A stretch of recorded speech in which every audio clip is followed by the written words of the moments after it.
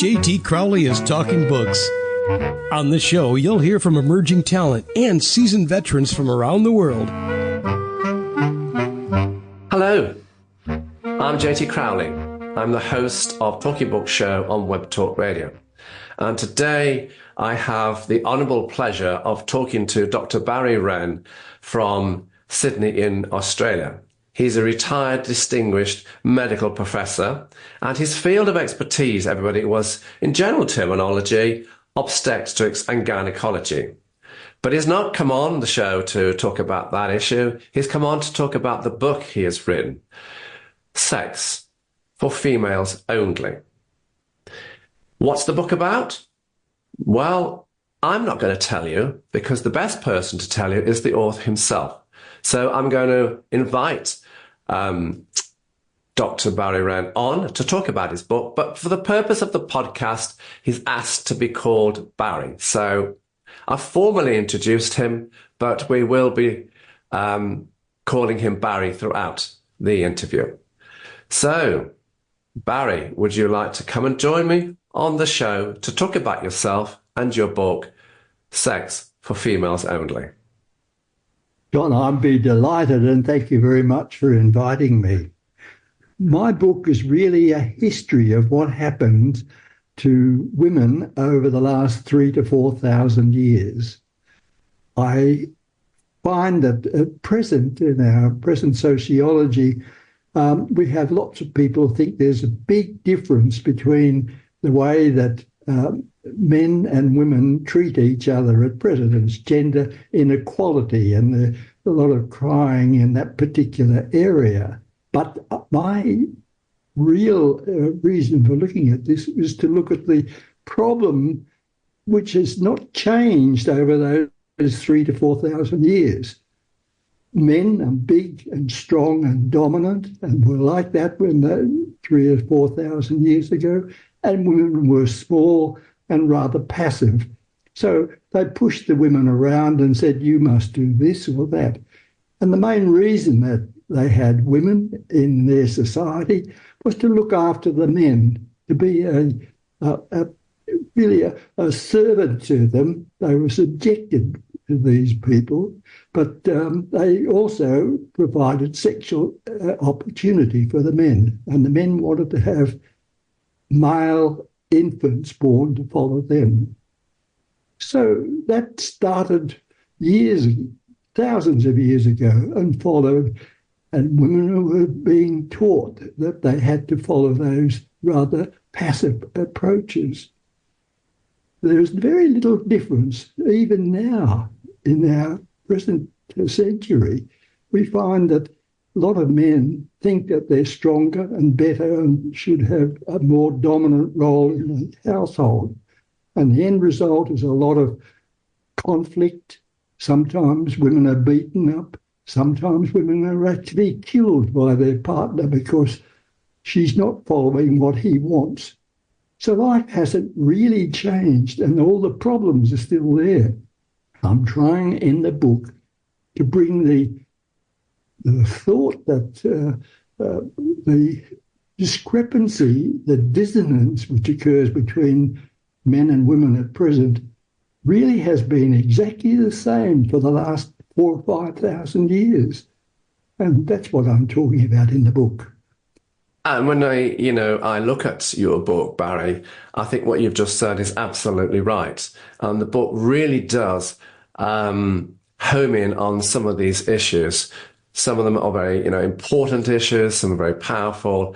And when you look at Dr. Wren's book, this book does pack a good punch. It's a short book, everybody, but there's a lot going on in it. It's a busy, busy book. So let's open up the book and let's head off to chapter 2. Now, everybody, there are 14 chapters in this book, but we're not going to go to all of those 14 chapters. We're going to go to 6 of them so that you can get a taste and a bit of a flavour as to what this book is about. So what I want to do is go to chapter 2. You head this chapter up, the hierarchy of sex. And I thought that was a fascinating headline. You start the chapter, I quote, "For thousands of years, males appeared to dominate the sexual hierarchy in the gender relationship. But during the past few centuries, females have begun to not only achieve equality, but potentially may, in the future, dominate the gender partnership. As admiration and acclamation of their beauty, their sexuality, and their prowess prove to be the most significant feature in a relationship." You go on to talk about ancient times in certain areas of the world, in particular the Middle East and the Roman era. Would you care to tell us why you're focusing on the issues you have raised here, and what fundamental message can the reader conclude from your observations here so early in the book? Well, it really comes back to what is an attractive woman. The most attractive women are the very young ones, the adolescents, children between about the age of 10 to 13, 14, began to develop breasts and other tissue, which is purely genital, female genital tissue. They menstruate and potentially can become pregnant. They're the joy for a man to actually possess a partner like that makes that partner a very, very important person. She's good when she's young, and people fight over her. They worship her. If you look at the mythology of various events which have happened in those years, thousands of years ago, mostly it was a very attractive young woman who was fast, great runner. She looked good, and that's what everybody wanted to be like her. You can look at the various stories that always have a young woman, very attractive young woman, being very athletic and very attractive, and men fighting over her and having close contact with her. Occasionally, some of the men actually acquired one of those women and protected her until she became old, and when they then dismissed her. So being young and attractive was the major thing which was happening in those years, and those women were worshipped. They actually were, men loved to have them. They were like a trophy that they had put them up on the pedestal for the period of time that they owned them. This is long before we had what we call Christian marriages. It was that people owned, or they developed some relationship between an older, wealthy, powerful male and a young woman who might be anything between 12 or 13 years of age, and who grew up into the matriarch of the family. But as soon as she started losing the lure which she normally had, she was being discarded and replaced by another young woman. So this change of a woman's character depended entirely on what was happening to her body and the way she presented. I totally agree with you. Women were seen as trophies in those days, and they weren't there for their mindset, their brains. They were there for their body, and they were there for a purpose, reproduction and sexual enjoyment. And Exactly. we do see that there's a change now, and which is extremely the right thing. And when you look as far as how women have come, well, we might be getting the first woman president of the United States of America. The most powerful person in the world could be a woman. What a change. What a change. That would be one of the great benefits we could all get with. It's very interesting that you were saying those points, but some of the very important points in that whole sphere then was that young women were often neglected completely if they didn't match up to the what was expected of them. Yes. If they didn't come up to scratch, they were abandoned. Dismissed. Dismissed, yeah. Now let's move on here, Barry. I want to go to chapter 3 because, as I says, there are 14 chapters, but we're only going to go to 6. And they are short chapters, but they sure pack a powerful punch. Each chapter does, everybody. Now, chapter 3, Barry. Sex, politics. Now, this is an interesting area of debate. Do sex and politics run favourably side by side? Possibly, possibly not. These days, but they certainly had powerful connotations in the past. The paragraph that stood out for me was paragraph 3 in this chapter. Quote, in those ancestral years of emerging human civilizations, the use of and the attraction of sex were mandatory in the educational curriculum. For many years, in the intelligent, attractive, and charismatic females, they employed a range of wiles and devices, including their sexual potential and availability. They had specialized skills, talents, devices, arts, and knowledge in order to advertise their advantages to dominate a male of interest. Plus, you go on to talk about how these females use their provocative powers over dominant men in the political arena to influence and change political thinking. Would you care to open up here and converse with me as to what you're driving at on this chapter here? Well, there was several thousand years ago a war going on between two tribes, if you like, or cities in Greece, and the women didn't like it. So they got together and said, let's withhold all our sexual favours altogether until they stop fighting.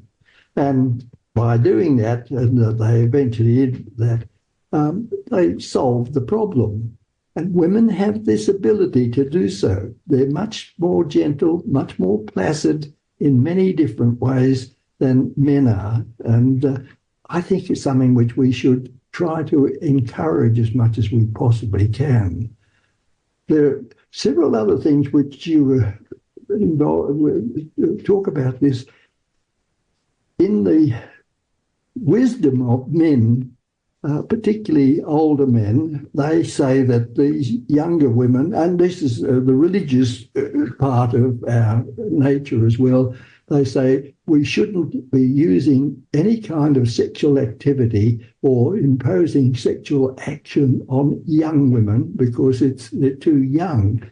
That's probably quite true, but there's a lot of women begin to menstruate when they're 10 or 11 and could quite easily become pregnant. So with their wisdom, men have gone to Parliament and said, we'll have a level, if a man has sexual activity with a woman under a certain age, then he is a criminal.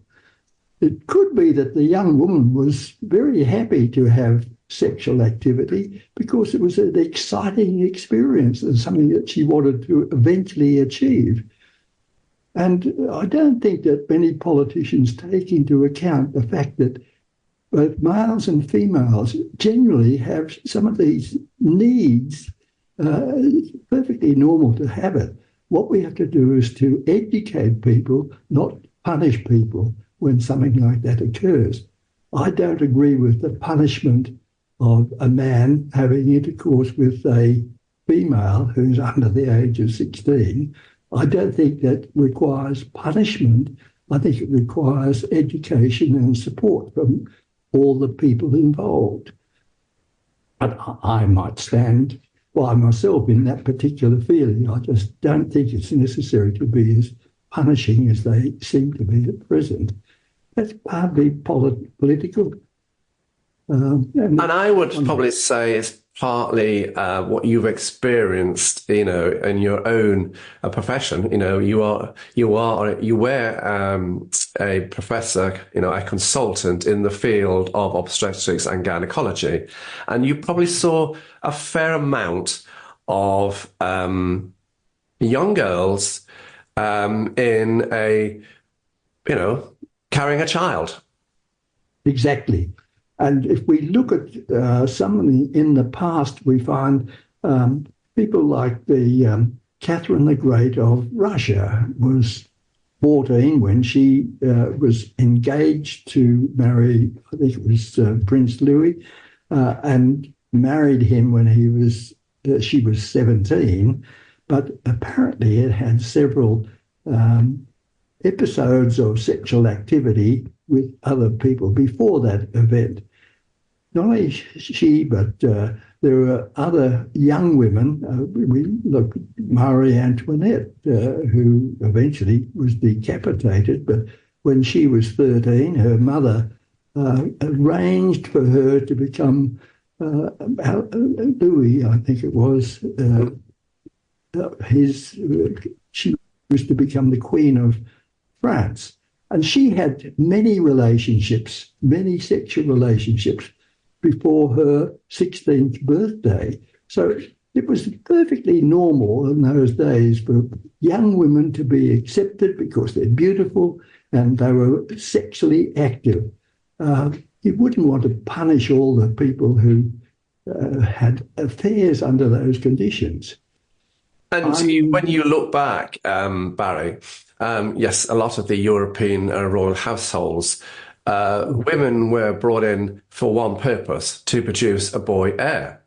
And they were looking for the young women because they assumed that, the young girl would carry the child without any, medical history, whereas an older woman might have issues. So that's why they went for that. And then, of course, it was all about money and power. It was nothing to do with love or marriage at all. No, there you never go. came into it. None of these people ever had any of the risk or the chances to have emotional and a loving relationship before they got married or before they Absolutely. had sexual intercourse. I think it's wrong. I think we should learn better, teach better, but don't punish all the time. An interesting viewpoint. So, Barry, I want to move on now, and I want to go to chapter 5. And I think any interviewer couldn't miss this chapter, particularly when you headed up Sex for Sale. And yeah, absolutely. And of course, in ancient times, in certain cultures, a girl was seen as a financial burden on her family, particularly if she came from a very poor background.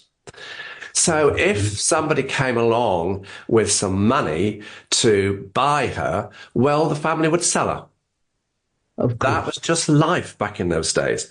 So sometimes young girls were seen as a financial product, a commodity to be used. Whether you agree with that or whether you don't, everybody, that's just what happened. And this is what Barry is talking about here. So, because a lot of young women back in those days, young girls, their role in the family, in society, was there to please their father, please their master, please everybody except themselves, basically. Exactly. Would you care to elaborate here, Barry? I don't think anybody could elaborate on what you just expressed there because that's exactly what it was about. But so many young women were sold either into slavery. I mean, you pay a fair amount of money in those days for a slave, particularly if she was between, say, 10 and 20 years of age, because you knew that she would mature and be available for you when you needed it and so on like that. And then when you got tired of her, it was easy as a slave to put her out into some other sort of thing. She would go into prostitution or something like that. Those sort of times haven't really changed. They've sophisticated some of the ways of doing it nowadays. But I hear, and I've had to deal with many women who, when they were first sort of engaged with some young man nowadays, and then by the time they're 18 or 19, they want to get out of the relationship and go off and do something different. There's been a lot of those sort of things happening. Lack of education, lack of understanding is not the best way. Is what we should be doing, but at present they punish people if they step out of these lines. It's wrong. So we know when we look at that chapter, everybody, Barry goes into quite a bit of detail, and it's to make you think. That's what it's about, to make you stop and think. Now, let's go to another chapter where you do exactly the same. And this is chapter 7. And you head this up, sex and historical mythology. Wow, what an interesting conversation, topic, subject matter this is, everybody. And I found the some of the areas, extremely intriguing. And you've highlighted, you're talking about here the Hebrew Torah, the Garden of Eden and its origins and location, because that was in Mesopotamia, that is in Iraq, all around there. The Adam and Eve story, the fading achievements of aging women being replaced by young, fresh, nubile girls, and male attitudes that existed in the past still coexisting in certain male bastions today. So for me, I found the storyline here very apt. But would you, Barry, care to tell us and reveal what's the core backdrop here and its significance in relation to the whole concept of your book? Oh, that's the book has so many points which I think were important, and it was very significant there. And you probably just have to remind me a little. I fancy that the Garden of Eden that everybody hears about, that was that land which lay between the two major rivers running out of Turkey at that stage. And lots of people thought about it there. But in the myth that was developed, God planted plants and animals and fish and birds into that area there. And he then put Adam in there to look after the whole process. And Adam became very, very bored with what he was doing, and he wanted a companion. So God made a companion for him out of one of his ribs.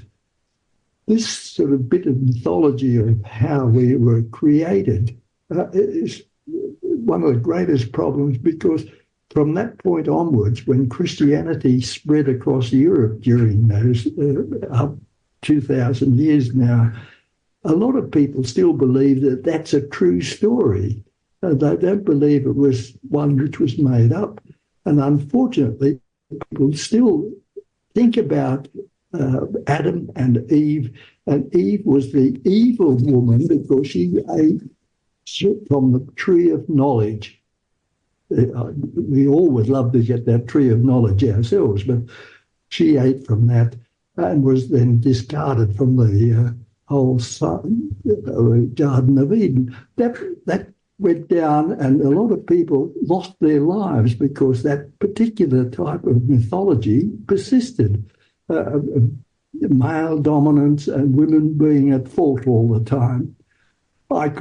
In my book, I've mentioned several instances like that, but I think that mythology is one of the biggest problems we have, is to look at reality rather than religious and myths which have persisted in these areas. I get a little upset about it sometimes when I think of how people's lives are affected by myths rather than by truth. And this is one of the reasons why I have that chapter in there about how women develop into these beautiful creatures that we look at and the hormones that are involved in that. Of course, that's some of the important things about maintaining health. We all know at least some of the main hormones like estrogen and progesterone. We've heard of those. These they're part of the hormones which develop a woman into this beautiful creature which we have. And one which I'm going to stop you there because this you cover off in another chapter, chapter 9.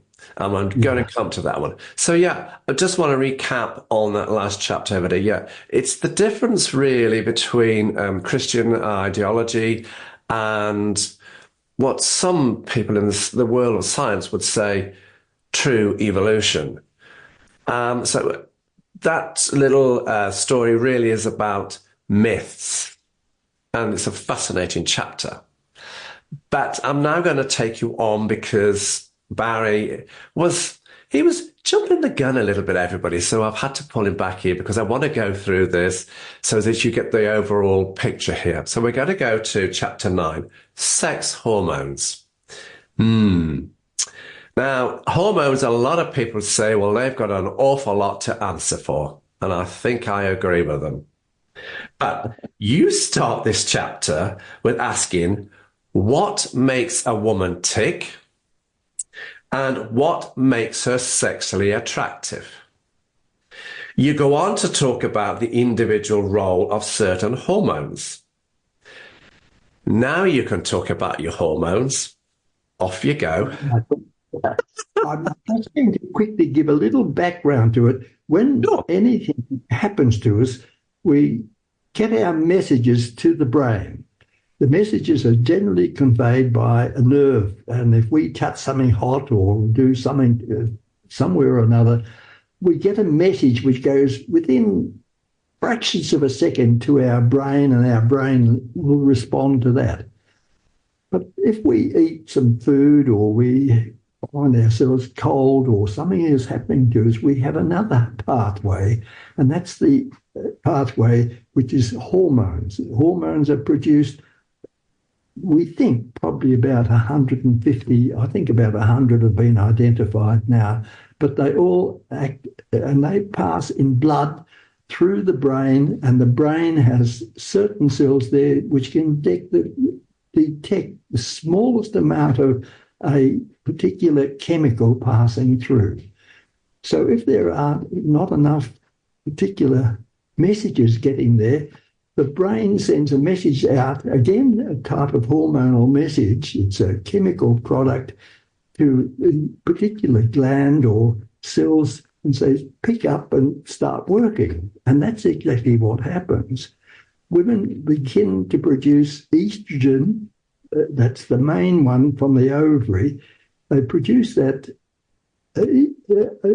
estrogen at about the age of 8 or 10, and it begins to have an effect of producing growth of sexual tissue, breasts and vulva and vagina and other tissue in preparation for a pregnancy at some stage. And most young women, somewhere between the ages of 10 and 12 or 13, are menstruating, and all the tissue is ready then to produce a baby. So it's important. The hormones are there. And if we lose those hormones, then, of course, the cells don't work. There's no message there. So the cells fade away and either disappear or certainly don't function. That's what happens when a woman reaches the menopause. What happens is that she's born at birth with about 2 million eggs in her 2 ovaries. She uses an awful lot of those eggs every time she menstruates.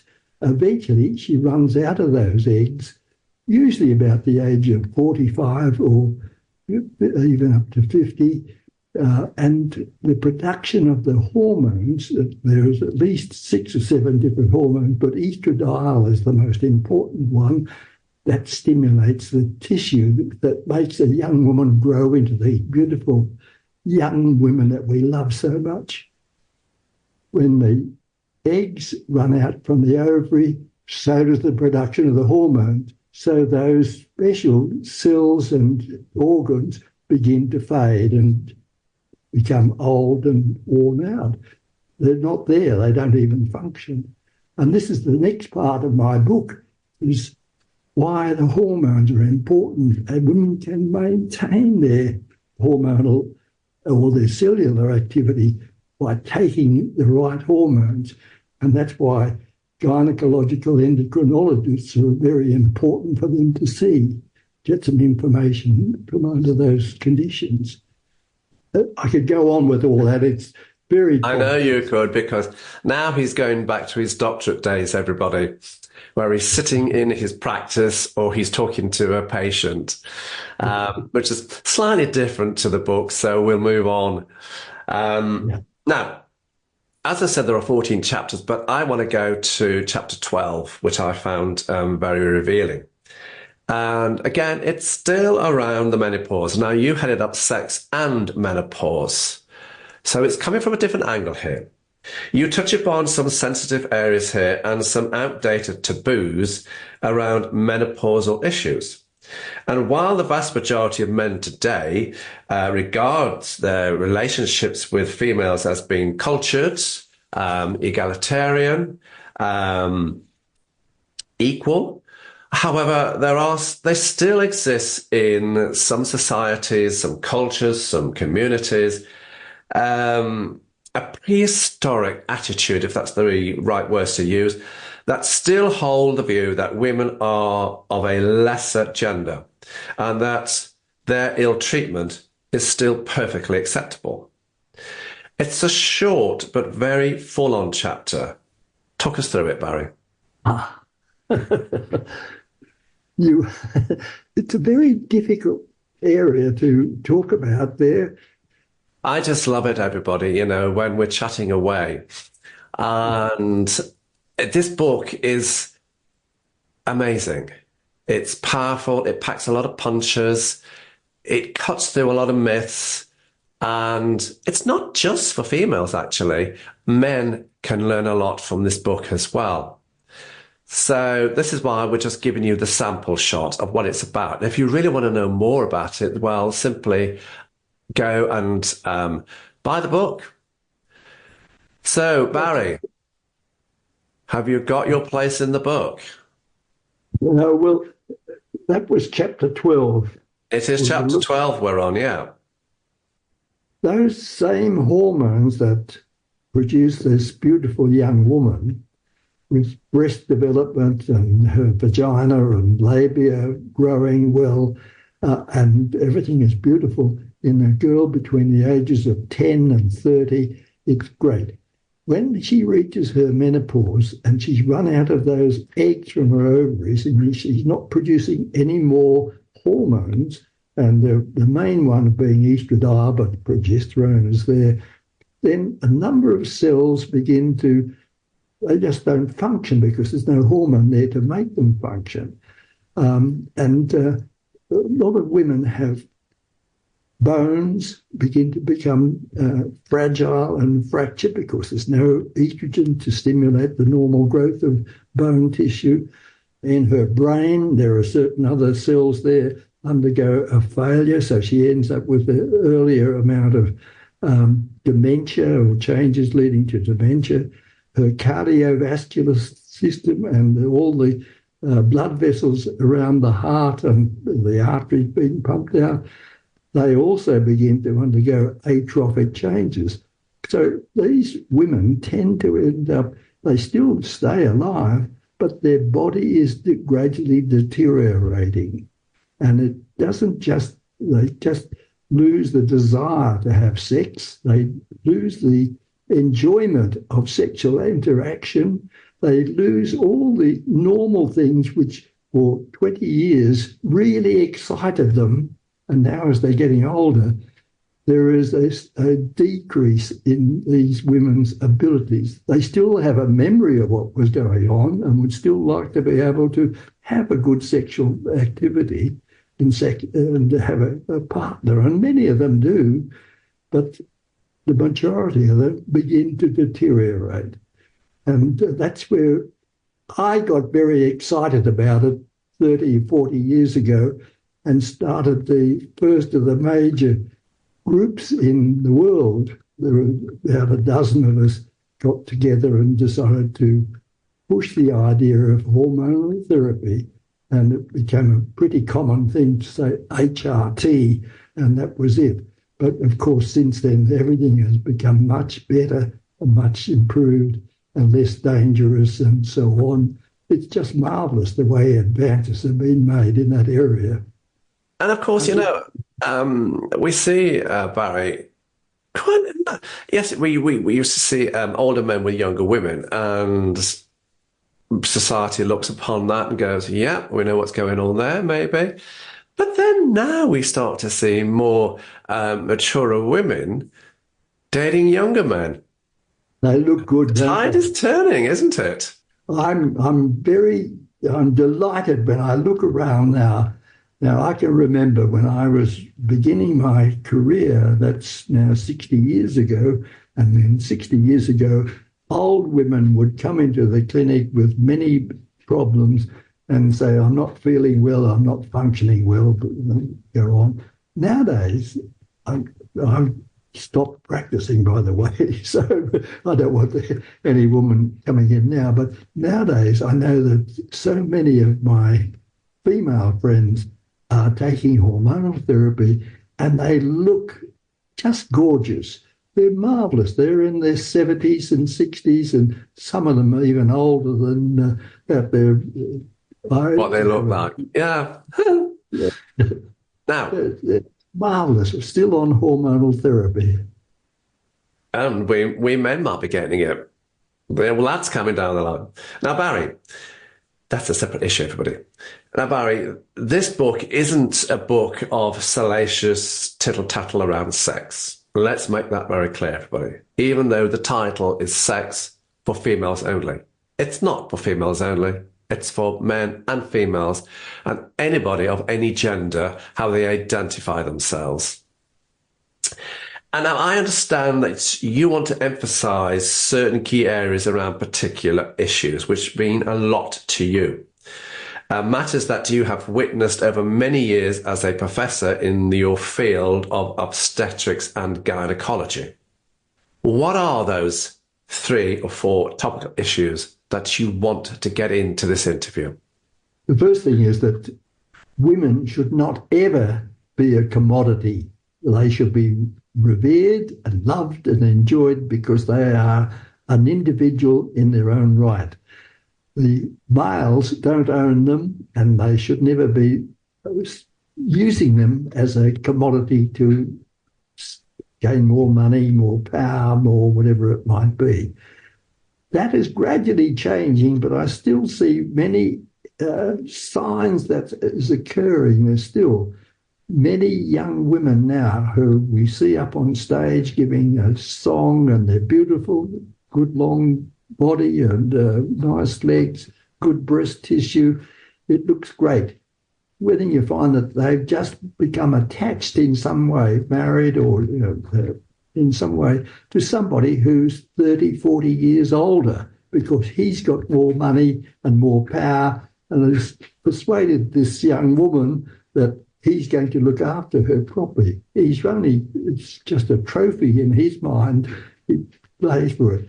Some men, I know. But I will come and I will bring a contradiction in here. She's probably also thought, and she's, yes, this guy, he's 30 odd years older than me. He's got money. I'll use my brain instead of my heart, and I'll use him for my own purposes. That's equally what goes on. Oh yes, yeah, that's a tit for tat. That one. It is. But that's I know that happens as well, and a lot of women do look for an older, wealthier man, and waiting for him to pass on to another sphere, and they then get the money and can do what they want later on. That's quite true, but the first part is the young woman who is yet immature in many ways. When I say not sexually, she's very active from that point of view, but immature in politics and the financial sort of manipulation which happens. The way of life. The way of life. That's a nice way of saying it. And that's quite true. And she is used before she gets a chance to enjoy life. It's a struggle for her all the way. And when she thinks she's reached the top, that's not the top. There's still something going on. Absolutely. Yeah, I love women, and I love to help them as much as I can. And I look back at the misuse by men of their power over women in those days.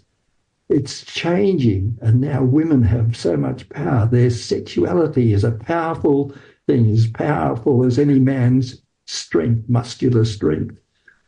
But men still bash their woman around, which is wrong. Winston Churchill once said, "Wars are not won on, war. It's you're talking and using your abilities to achieve things."